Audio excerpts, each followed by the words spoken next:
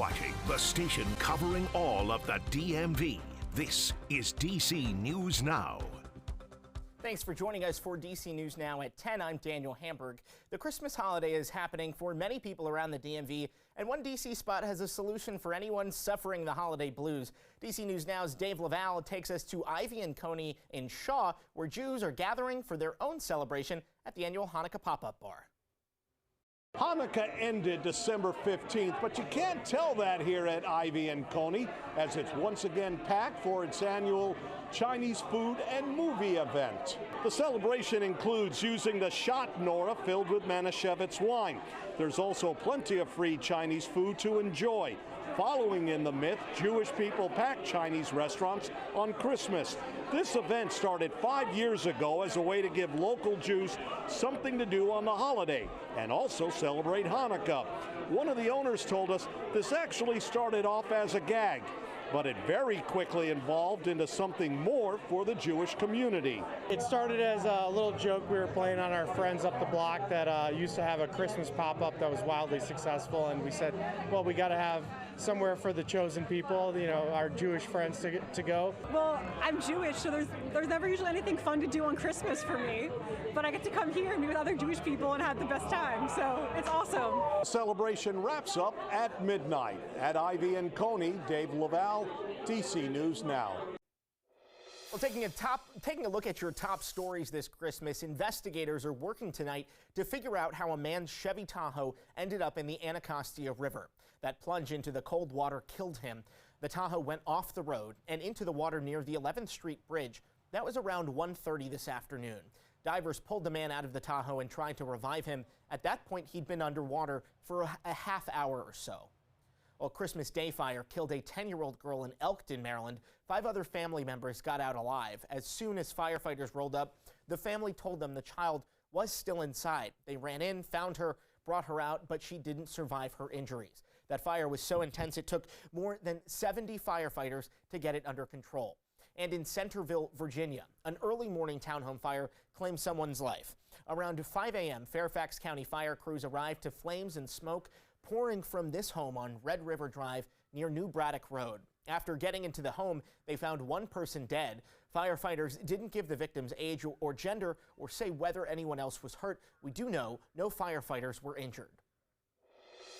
Holiday travel has been pretty smooth through the Christmas weekend. Southwest Airlines had some hiccups over Saturday and Sunday, but nothing close to last year's travel meltdown.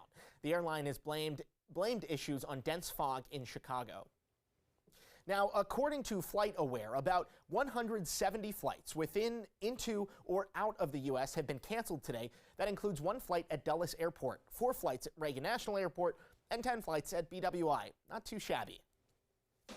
I'm checking in with Chief Meteorologist Janessa Webb. Janessa, how's that forecast looking? You know, not a bad forecast at all, and really we're just getting very lucky. The weather was cooperating across the DMV as people were heading out. A kind of a different story as people are traveling back. I do have rain concerns overnight tonight into your Tuesday, along with more widespread rain for Wednesday. And so we're about to go under a soggy pattern. Just hold on here. Thursday, some changes start to develop, but it is going to be kind of big transition in our pattern, but temperatures, they're going to still stay intact and be very mild for this time of year. 46 for DC.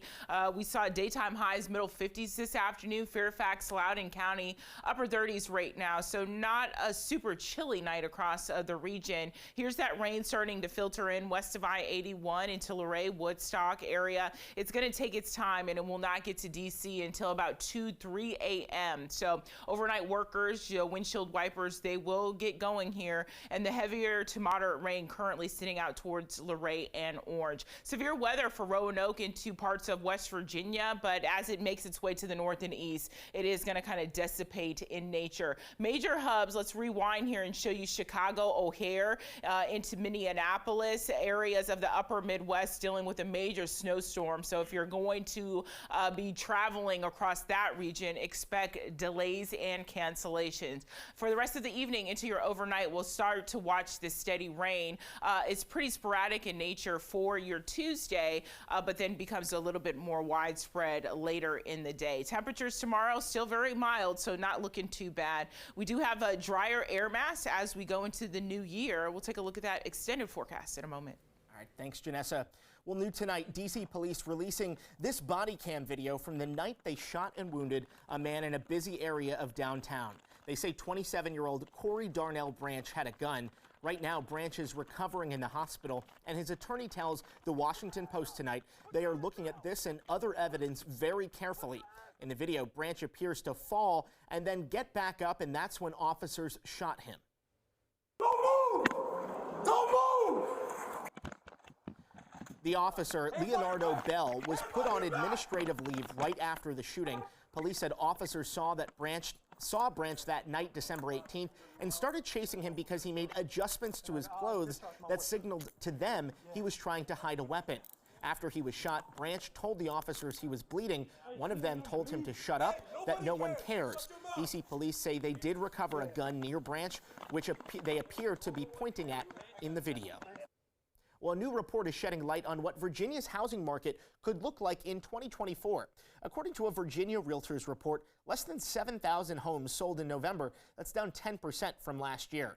Even with the housing market appearing slow, though, there are signs the new year could see improvements. Experts expect pent-up demand from existing homeowners, and mortgage rates are predicted to fall in 2024.